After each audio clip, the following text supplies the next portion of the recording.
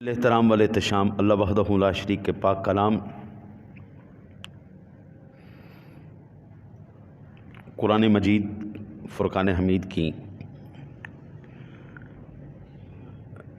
سورہ مبارکہ سورہ بنی اسرائیل کی آیہ مبارکہ 24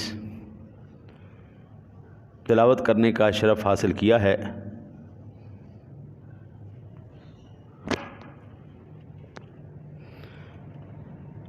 اللہ وحدہ لا شریک کے اس پاک کلام کی تلاوت اور محبوب کریم علیہ الصلاۃ والتسلیم کی بارگاہ مقدسہ میں دعا گو ہوں اللہ اپنے حبیب کریم علیہ الصلاۃ والتسلیم کا صدقہ کما حق ہو بیان کرنے کی توفیق نصیب فرمائے۔ جو آیات اور احادیث پڑھنے کا شرف حاصل کروں اللہ صحیح ترجمہ اور تشریح کرنے کی توفیق عطا فرمائے۔ اللہ اپنے حبیب پاک علیہ الصلاۃ والتسلیم کا صدقہ جملہ نفسانی شیطانی خواہشات سے حملوں سے اس آخر کو اللہ محفوظ فرمائے۔ سامعین ذوال احترام والے احتشام، والدین انسان کے وجود کا ظاہری سبب ہیں۔ ان کے بغیر نہ کوئی خاندان نہ کوئی معاشرہ تشکیل پا سکتا ہے۔ والدین مقدس رشتہ ہے اور والدین کے نہ صرف بہت سے اسلام نے حقوق متعین کیے ہیں، ان کو احترام کا مقام دیا ہے اور والدین کی نافرمانی کو سنگین جرم قرار دیا ہے۔ بلکہ اسلام سے پہلے آسمانی مذاہب میں بھی احترام والدین کا تصور موجود ہے۔ آپ جس طرف بھی نظر دوڑائیں گے انسانوں میں، جانوروں میں، ہر ایک جگہ پر، حیوانوں میں، انسانوں میں، جنات میں، جہاں کہیں بھی آپ نظر دوڑائیں گے آپ کو یہ احترام، یہ عزت، یہ آبرو ملے گی۔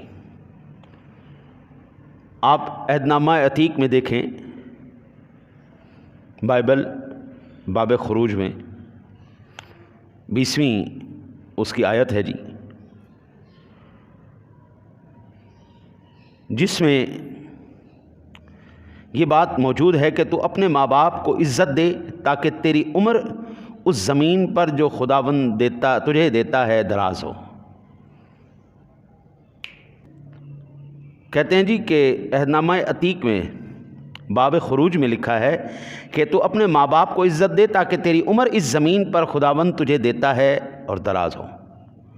یعنی ماں باپ کے ساتھ یہ بائبل میں لکھا ہے کہ جو ماں باپ کے ساتھ نیکی کرتا ہے، حسن سلوک کرتا ہے، اللہ اس کی عمر کو بڑھا دیتا ہے، اللہ اس کی عمر کو۔ اسی طرح بائبل والدین کی نافرمانی کو جرم قرار دیتی ہے اور اس پر کڑی سزا تجویز کرتی ہے۔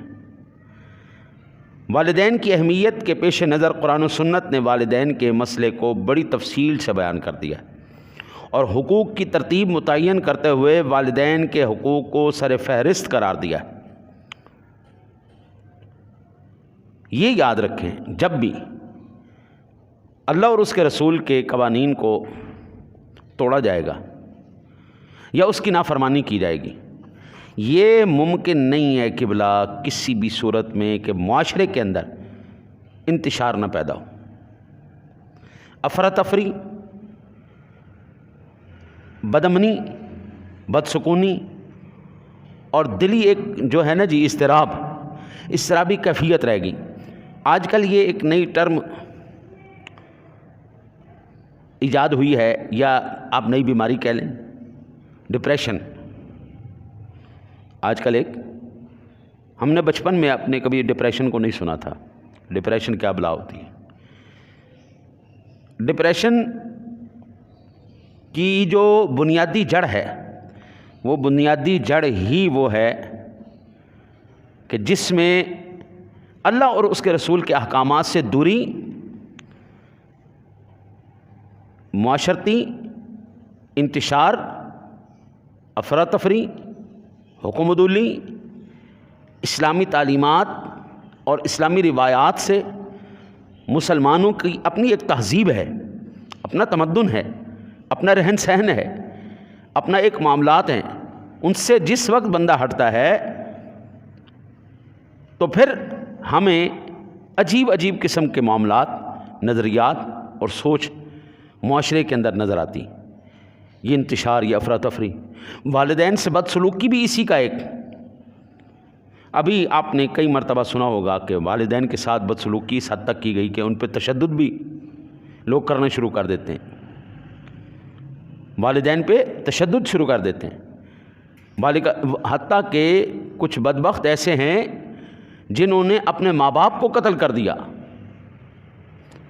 اور یہ گھناؤنے جرائم کا ارتکاب اب ایک معمول بن چکا ہے.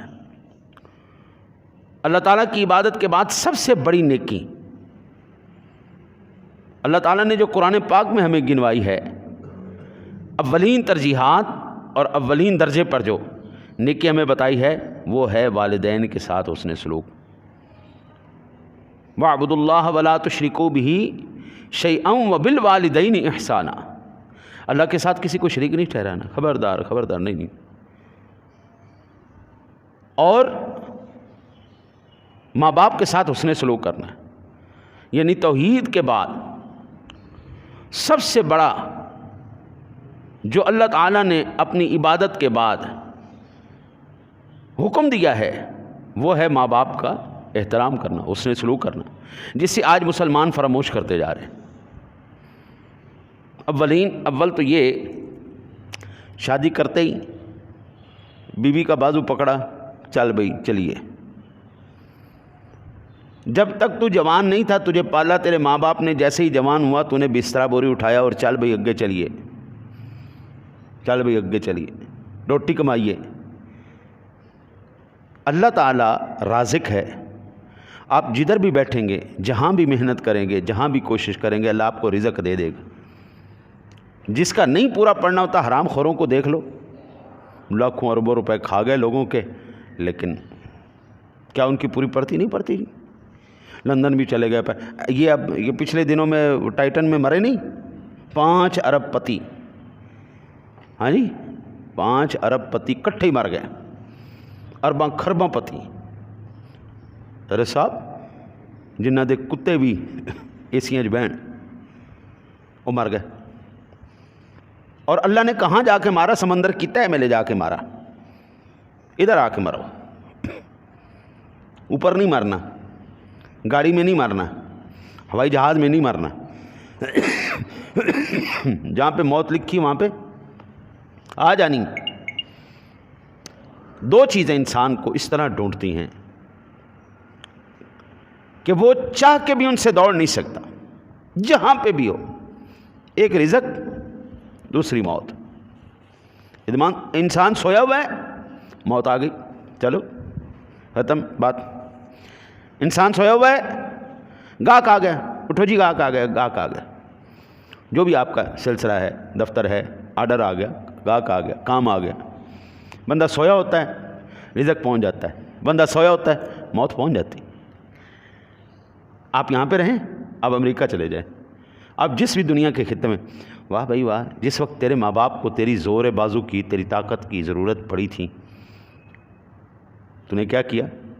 چھوڑ دے ان کے ساتھ. وہ یہ ساری اسلامی تعلیمات سے دوری ہے نا جی، اس کے علاوہ تو کچھ نہیں. اب ہم اللہ تعالیٰ کے پاک کلام سے سورۃ النساء کی 36 نمبر آیت مبارکہ. اعوذ باللہ من الشیطان الرجیم، بسم اللہ الرحمن الرحیم.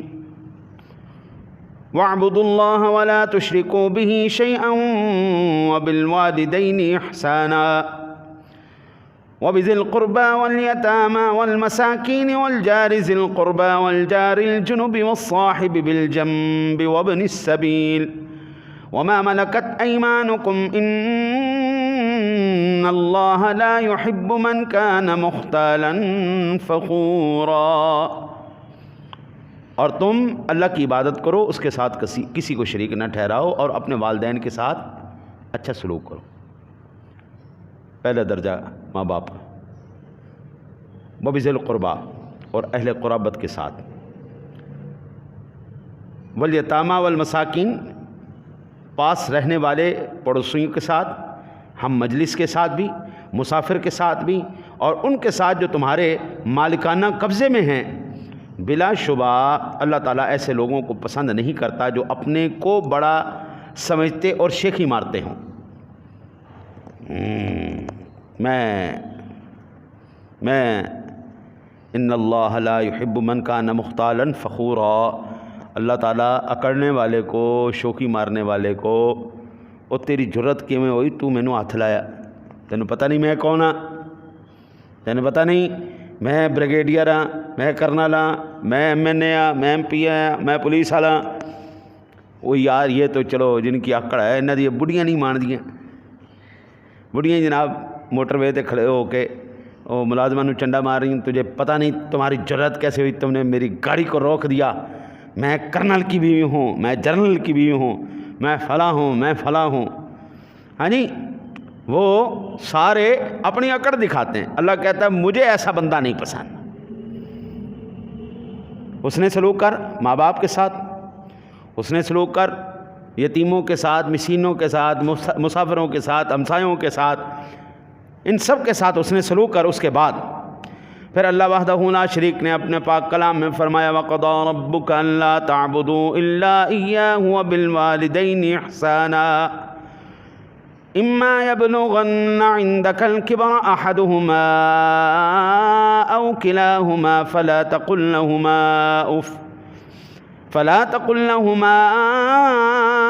أُفٍّ وَلَا تَنْهَرْهُمَا وَقُل لَّهُمَا قَوْلًا كَرِيمًا وَاخْفِضْ لَهُمَا جَنَاحَ الذُّلِّ مِنَ الرَّحْمَةِ وَقُل رَّبِّ ارْحَمْهُمَا كَمَا رَبَّيَانِي صَغِيرًا. سورہ بنی اسرائیل کی 24 نمبر آیا مبارکہ جو میں نے سر خطبہ پڑھنے کا اعزاز حاصل کیا. اور تیرے رب نے حکم دیا کہ تم صرف اسی کی عبادت کرو، اپنے ماں باپ کے ساتھ اس نے سلوک کیا کرو. اگر تیرے پاس ان میں سے ایک یا دونوں بڑھاپے کو پہنچ جائے تو ان کو کبھی اف بھی نہیں کہنا. یہ سب سے ہلکا لفظ ہے بیزاری میں. اف سب سے ہلکا ترین لفظ ہے. ڈانٹنا، مارنا، جھڑکنا یہ بہت بھاری لفظ ہیں، یہ بہت آگے کی بات ہے. اللہ کہتا ہے فلا تقل لہما اف، انہیں اف بھی نہیں کہنا، اور نہ ہی ان کو جھڑکنا، اور ان سے خوب ادب سے بات کرنا، اور ان کے سامنے شفقت و محبت سے انکساری کے ساتھ جھکے رہنا، اور یوں دعا کرتے رہنا اے پاک پروردگار عالم وقل رب ارحمہما کما ربیانی صغیرا، ان دونوں پر اسی طرح رحمت فرما جیسے انہوں نے مجھ کو بچپن میں پالا اور پرورش کی. ہے نہیں؟ اب یہ دیکھیں، یہ ایک معاشرے کا ایک پہلو ہے جو اس وقت مسنگ ہے. باقی ہر ایک چیز جو ہے نا جی ہمارے پاس موجود ہے، یہاں پر کمی آ رہی ہے. آج جو ہے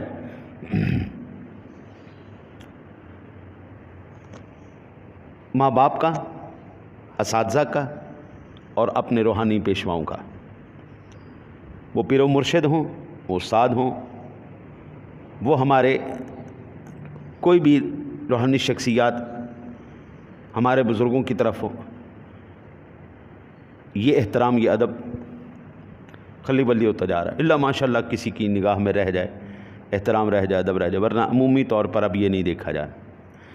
ہم نے نا جی پیسہ نہیں دیا پڑھنے کا اور نہ لیا پڑھانے کا، ساری عمر گزر گئی. اس کے بعد جو ہمارے والدین نے مناسب سمجھا، اپنے اساتذہ کی خدمت کی، جیسا کہ کرنے کا حق ہے. ٹھیک ہے جی.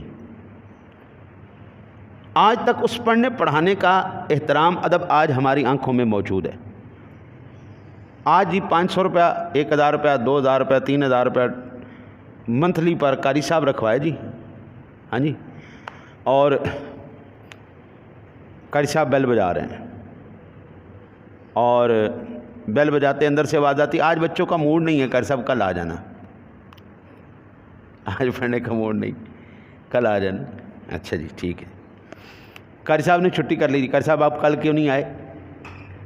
ہماری جرت نہیں ہوتی تھی، استاد جی سے کہتے استاد جی آج آپ جائیں، آج ہم نے کو نہیں پڑھنا یا استاد جی سے ہم کہ استاد جی آپ کل کیوں نہیں آئے؟ ایک ہوتا ہے احتراماً ادباً پوچھنا، صحت وہ ایک الگ بات، لیکن ایک ہے کہ آپ کل کیوں نہیں آئے جی، ہم آپ کو پیسے نہیں دیتے، آپ پڑھنے کیوں نہیں آ رہے؟ اب تجارت ہو گئی ہے، اب تعلیم نہیں رہی، تجارت ہو گئی۔ پہلے تعلیم، علم، یہ چیزیں شخصیت کا حصہ بنتی چلی جاتی تھیں اور اللہ تعالی ہمیں نوازتا چلا جاتا تھا ان چیزوں سے، اور اب یہ ساری تجارت ہو گئی ہے۔ وہ قاری صاحب کی بھی اسی وقت تک سنوائی ہوتی ہے جب تک وہ ٹیوشن پڑھا رہے ہیں، اس کے بعد تو کون تو میں کون۔ آج بھی ہمارے استاد، میں 40 سال سے زیادہ ہو گئی میری عمر، آج بھی ہمارے استاد تشریف لائیں یا ہمیں بلائیں، ہمیں کم فرمائیں، ہم دوڑے ہوئے آج بھی چلے جاتے ہیں۔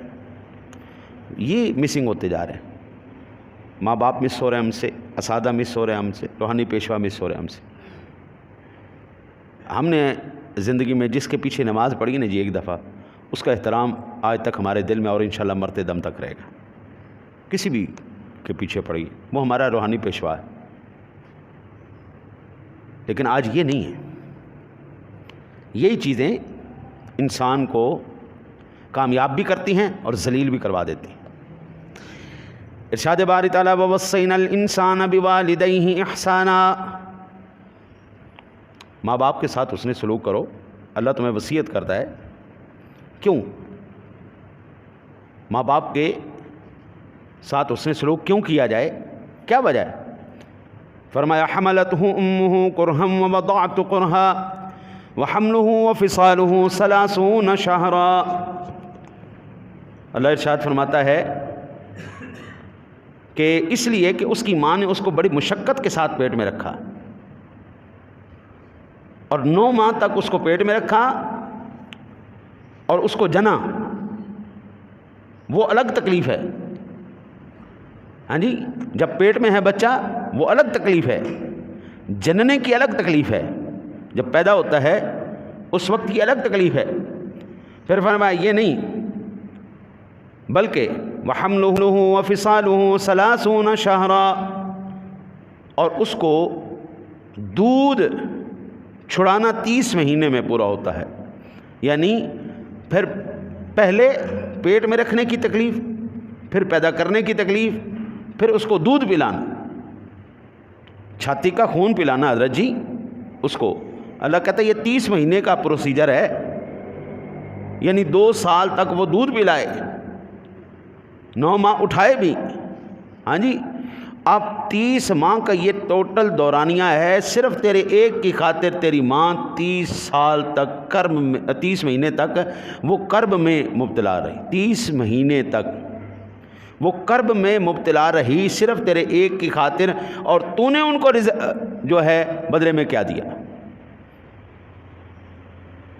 اس ماں کو صحت مند رکھنے کے لیے، زندہ رکھنے کے لیے اس کے باپ نے شب و روز محنت کی، اپنی جان مار دی تاکہ وہ صحت مند رہے، تاکہ وہ سلامت رہے، وہ جان بھی زندہ رہے، وہ جان بھی زندہ رہے۔ اللہ کہتا ہے پھر حتی اذا بلغ اشدہ وبلغ 40 سنہ قال رب اوزعنی ان اشکر نعمتک التی انعمت علی وعلی والدی وان اعمل صالحا ترضاہ واصلح لی فی ذریتی انی تبت الیک وانی من المسلمین۔ سورہ احقاف کی 15 نمبر آیہ مبارکہ۔ اور پھر اس نے یہاں تک کہ جب تو اپنی جوانی کو پہنچ گیا، 40 برس کو پہنچ گیا، پھر بھی ماں باپ کے سر پہ ہے، 40 سال کی عمر گزر گئی، ابھی بھی تو ماں باپ کے زیر سایہ ہے۔ اور پھر اللہ وحدہ لا شریک فرماتا ہے تو یہ کیوں نہیں دعا کرتا، یا اللہ تیرا شکر نہیں تو نے مجھے یہ نعمتیں عطا فرمائی ہیں، یا اللہ یہ نعمتیں دی ہیں نا تو ان کو برقرار رکھنا، مولا سلامت رکھنا، ان کو ان کی سلامتی رکھنا، تو یہ دعا کیوں نہیں کرتا؟ اور یہ جو نعمت اللہ تعالیٰ نے تجھے ماں باپ کی شکل میں عطا فرمائی ہے تو دعا کر، یا اللہ میں ان کی بھی خدمت کروں، نیک اعمال بھی کروں۔ میں ان کی بھی خدمت کروں، ساتھ نیکی کی توفیق بھی مجھے عطا فرما۔ اور پھر اللہ وحدہ لا شریک نے یہ واضح طور پہ فرما دیا، یا اللہ تو بھی خوش ہو جا، اور یا اللہ مجھے اچھی بیوی بھی عطا فرما دے، نیک اولاد بھی عطا فرما دے۔ یہ بھی دعا کر۔ ماں باپ بچے کے لیے دعا کریں، بچے ماں باپ کے لیے دعا کریں، وہ اس کا شکریہ ادا کریں، وہ اس کا شکریہ ادا کریں۔ ماں باپ کہیں یا اللہ تیرا کتنا شکر ہے تو نے کتنی سونی اولاد دے دی تھی۔ بچے کہیں یا اللہ تیرا کتنا شکر ہے تو نے کتنے پیار کرنے والے ماں باپ دے دیے۔ ماں باپ اولاد کے لیے محبت اور پیار کا وہ برقرار رکھے، اولاد ماں باپ کے لیے، دونوں آپس میں ملیں گے۔ اور پھر اللہ وحدہ لا شریک ارشاد فرماتا ہے کہ یہ کیوں نہیں کہتا انی تبت الیک و انی من المسلمین، آپ کی جناب میں توبہ کرتا ہوں اور میں فرما بردار رہوں گا۔ یا اللہ مجھے کبھی بھی ایسی جو ہے نا جی کیفیت میں نہ جانے دینا کہ میں تیری نعمتوں کا نہ شکریہ ادا کروں، میں اپنے ماں باپ کی نہ شکری کروں، ہاں جی میں اس نعمت کو جھٹلاؤں، میں اس جو تو نے کرم کیے ہیں یا اللہ اس کو جھٹلاؤں یا تیرے باغی بن جاؤں۔ نہیں، انی توبہ کی توفیق بھی مانگ اور ان کی فرما برداری کی بھی توفیق اللہ سے مانگ۔ یہ اتنا اہم موضوع ہے۔ اللہ وحدہ لا شریک نے ارشاد فرمایا سورہ بنی اسرائیل، سورہ بقرہ کے اندر، وَإِذْ أَخَذْنَا مِيثَاقَ بَنِي إِسْرَائِيلَ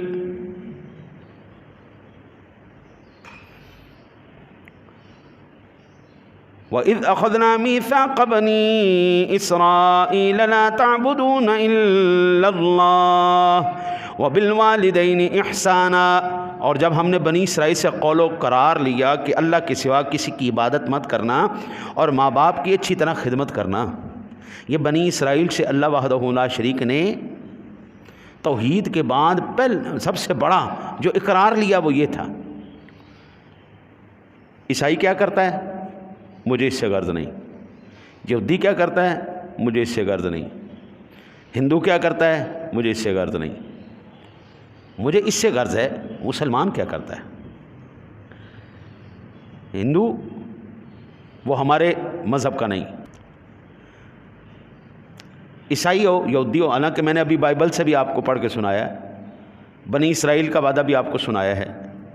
ہر ایک کے لیے یہ آپ ان کے وید پڑھ لیں، یجور وید پڑھ کے دیکھ لیں، سام وید پڑھ کے دیکھ لیں، اتر وید پڑھ کے دیکھ لیں، ہاں جی ان کے جتنے بھی وید ہیں ہندوؤں کے، اس میں بھی یہ چیز موجود ہے۔ یہ نہیں کہ اس میں موجود نہیں ہے، ہندوؤں کے ویدوں میں بھی موجود ہے، بائبل میں بھی موجود ہے۔ یہ موسیٰ علیہ السلام کی قوم یہودی، ہاں جی اس سے بھی اللہ کہہ رہا ہے ہم نے بھی بنی اسرائیل سے وعدے لیے ہیں کہ توحید کے بعد سب سے بڑا وعدہ جو ہم نے ان سے لیا تھا وہ ماں باپ کے ساتھ اس نے سلوک کا لیا تھا۔ اللہ کہتا ہے کرو میثاق کہتا ہے پکے وعدے کو، ہاں جی اللہ کہتا ہے ہاں آؤ یہ وعدہ میں نے ان سے بھی لیا ہے، لیکن اب مجھے یہ بتائیں وہ حسن سلوک کا یہ جو وعدہ لیا گیا، کیا یہ دعائیں کرنا، یہ وعدے لینا یہ صرف امت تک کی بات تھی؟ نہیں جناب، یہ انبیاء کرام علیہ السلام کی صفات میں سے ہے۔ حضرت سیدنا یحییٰ علیہ نبینا علیہ الصلوۃ والسلام، حضرت یحییٰ علیہ الصلوۃ والسلام، ان کا ذکر کرتے ہوئے قرآن سورہ مریم کے اندر بیان کرتا ہے وَبَرًّا بِوَالِدَيْهِ وَلَمْ يَكُنْ جَبَّارًا عَصِيًّا، اور وہ اپنے والدین کی خدمت گزار تھے، اللہ تعالیٰ کی نافرمانی کرنے والے نہ تھے۔ یہ یحییٰ علیہ السلام کی صفت بیان ہو رہی۔ سورہ مریم کی 32 نمبر آیہ مبارکہ میں ایک اور نبی کا تذکرہ ہے۔ وہ کس نبی کا تذکرہ ہے؟ حضرت سیدنا عیسیٰ علیہ نبینا علیہ الصلوۃ والسلام۔ ہاں جی یہ عیسیٰ علیہ نبینا علیہ الصلوۃ والسلام کی صفت بیان ہو رہی۔ پہلے کس نبی کا تذکرہ ہوا؟ یحییٰ علیہ السلام۔ اب عیسیٰ علیہ السلام کا۔ یہ کس وقت کی بات ہے؟ جب آپ پنگوڑے میں تھے۔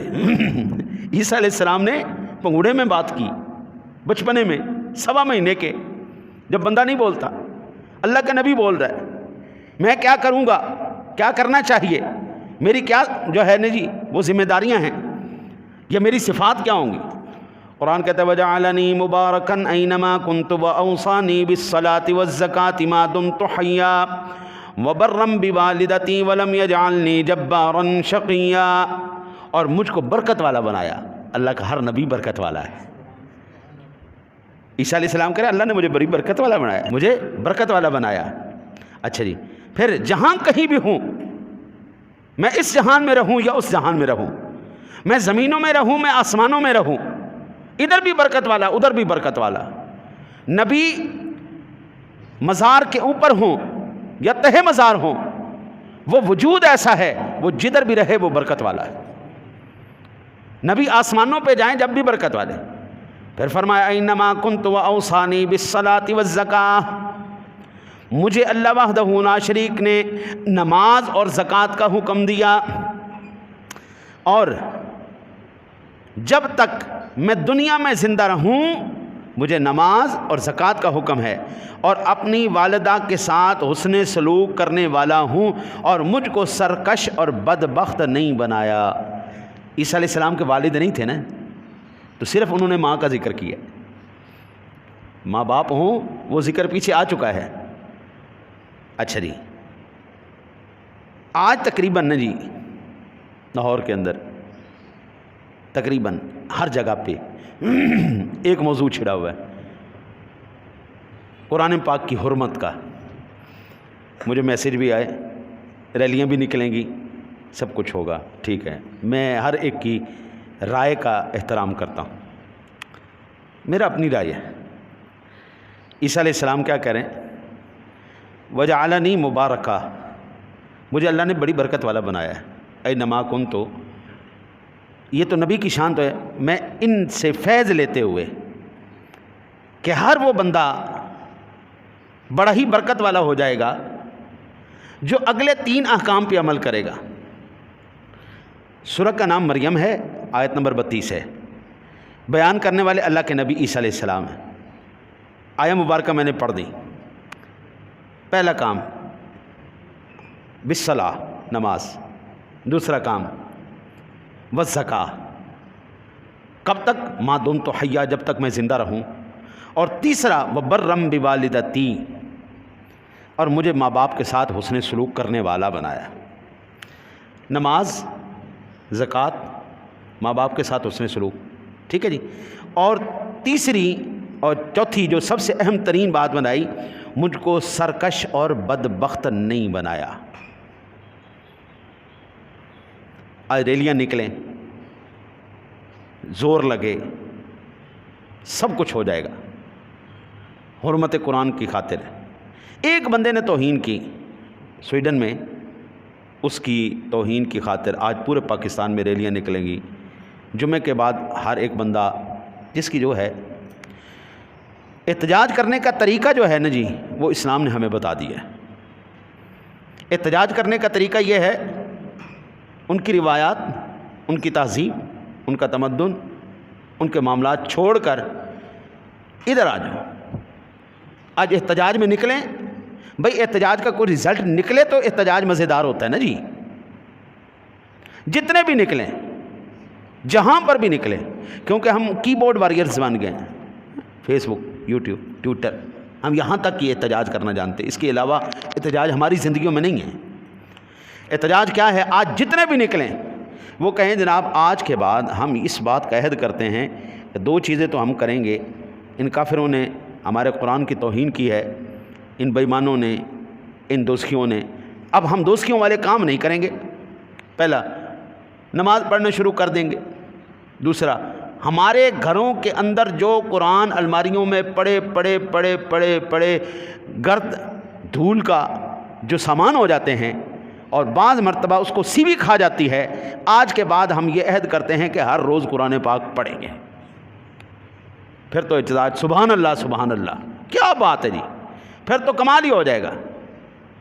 حضرت جی آپ کو پروٹیسٹ کرنے کی ضرورت ہی نہیں ہے، احتجاج کرنے کی ضرورت ہی نہیں ہے، آپ کا عمل اتنا زبردست احتجاج ہو جائے گا کہ یہ زندگی میں، ابھی مجھے بتائیں 3 مہینے پہلے نہیں کی انہوں نے، 3 مہینے پہلے ایک بدبخت نے گستاخی کی، قرآن پاک کی توہین کی، 3 مہینے بعد پھر وہ فرانس کا ایک جاہل کا بچہ ہے، اس نے کی۔ یہ کیوں کرتے جا رہے ہیں؟ ان کی وہ ہمتیں کیوں بڑھ رہی ہیں؟ اس لیے کہ ان کو پتہ ہے کہ سم بکم قوم ہے جی، جو مرضی کرتے جاؤ، انہوں نے کچھ کرنا کوئی نہیں۔ ہاں جی انہوں نے کچھ کوئی نہیں کرنا. اس نے توہین کی. ہم نے رسول اللہ صلی اللہ علیہ وسلم سے کتنی محبت کا اظہار کیا.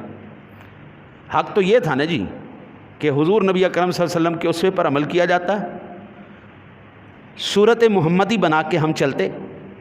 اس نے میرے نبی کی توہین کی, ہم نبی کی سنت پہ چل پڑتے. انہوں نے قرآن کی توہین کی, ہم قرآن پڑھنا شروع کر دیتے. امت مسلمہ کے اندر یہ جو ایک تبدیلی آتی نا جی, از اے پازیٹیو چینج, یعنی مثبت تبدیلی, کہ ہم نے قرآن کی توہین کی, امت کو سمجھ میں آ گیا او ہو ہم سے یہ جو ہے نا جی ہم سے یہ ایک پہلو چھوٹ گیا ہے, ہم قرآن پڑھنا اب شروع کریں گے. انہوں نے حضور کی توہین کی, او ہو ہم سے حضور کی سنت کا پہلو چھوٹ گیا ہے, ہم حضور کی سنت پر عمل کریں گے. حضرت ادھر عمل کرتے, کسی کی ضرورت تھی دوبارہ وہ کرتا, ان کے فوراً میسج جانا تھا, فوراً ان کو پتہ چل جانا تھا او ہو ہم تو چاہ رہے تھے کہ ان کے دلوں سے عظمت مصطفیٰ کو نکال دیں. ہم نے کارٹون بنائے, ہم نے فلمیں بنائیں اس لیے کہ مسلمان کے دل سے عزت, عظمت, شان, مقام رسول نکال کے ہم ان کے دلوں سے ختم کر دیں بات, اور یہ ہم جیسے ہو جائیں. لیکن انہوں نے تو الٹا کام کیا, یہ اپنے نبی سے اور محبت کرنے لگ گئے. حضرت جی میلاد منانے سے کوئی جنت میں نہیں جائے گا.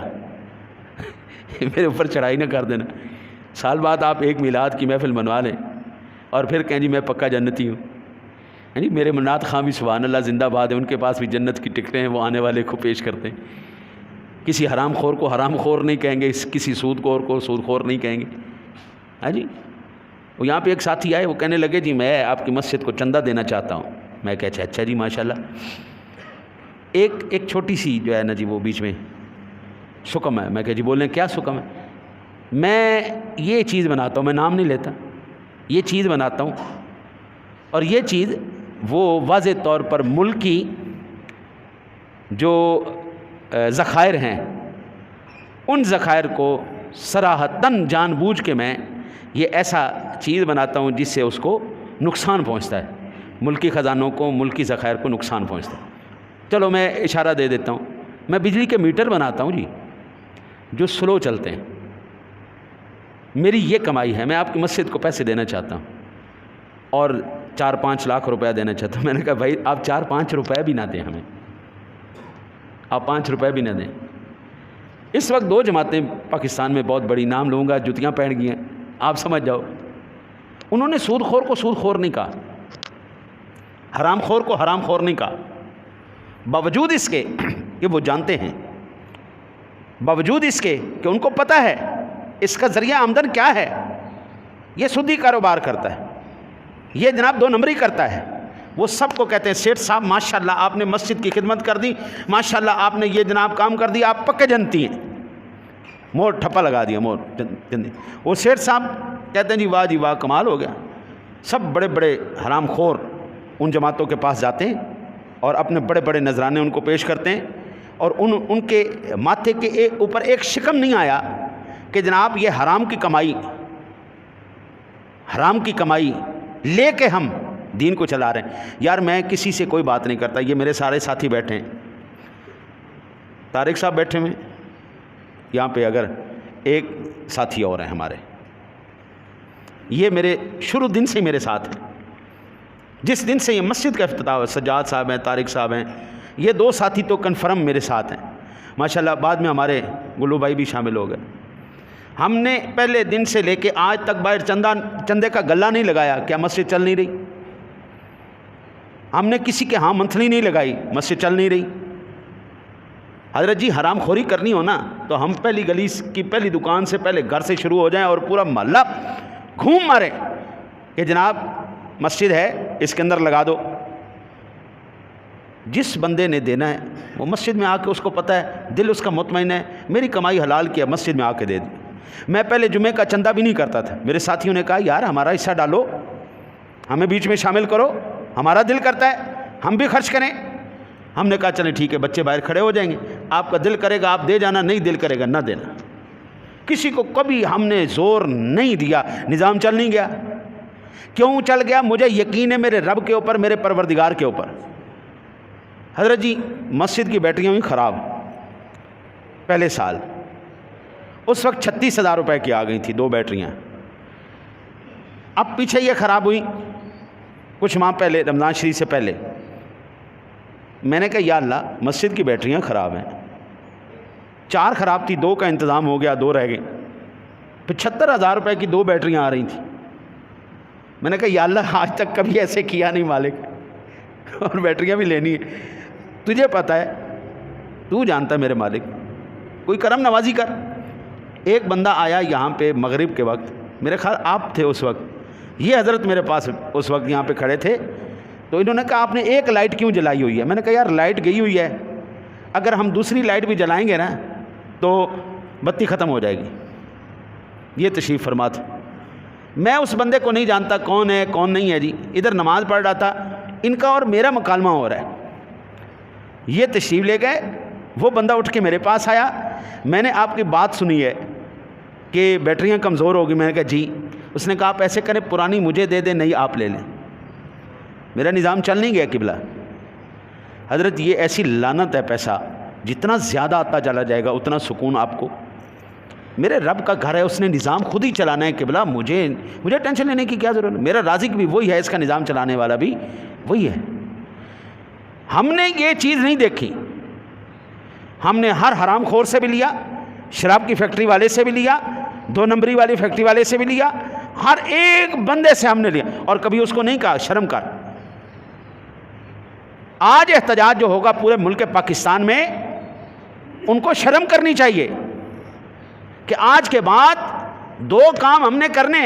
احتجاج کا نتیجہ نکالیں، رزلٹ نکالیں. ہمارے گھروں میں پڑا ہوا قرآن کبھی اس کے اوپر مٹی نہیں جمنے دیں گے. روزانہ ہمارا قرآن کھلے گا.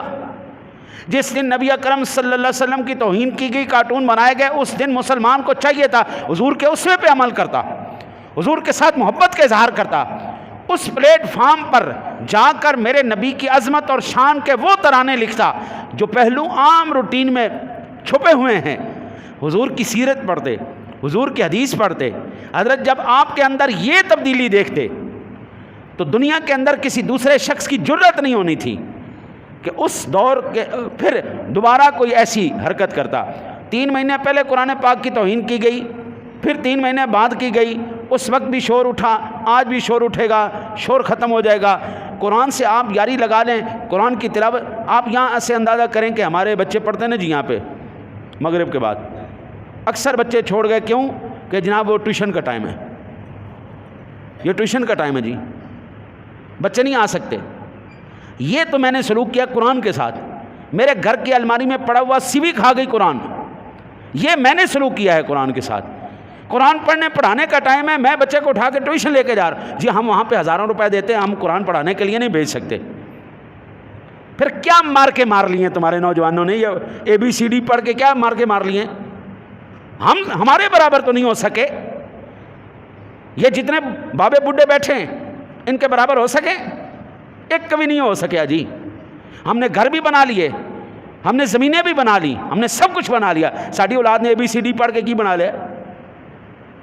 کم از کم ہم نے کچھ بھی نہ کیا ہو قبلہ، آخرت تو بنا لی ہے.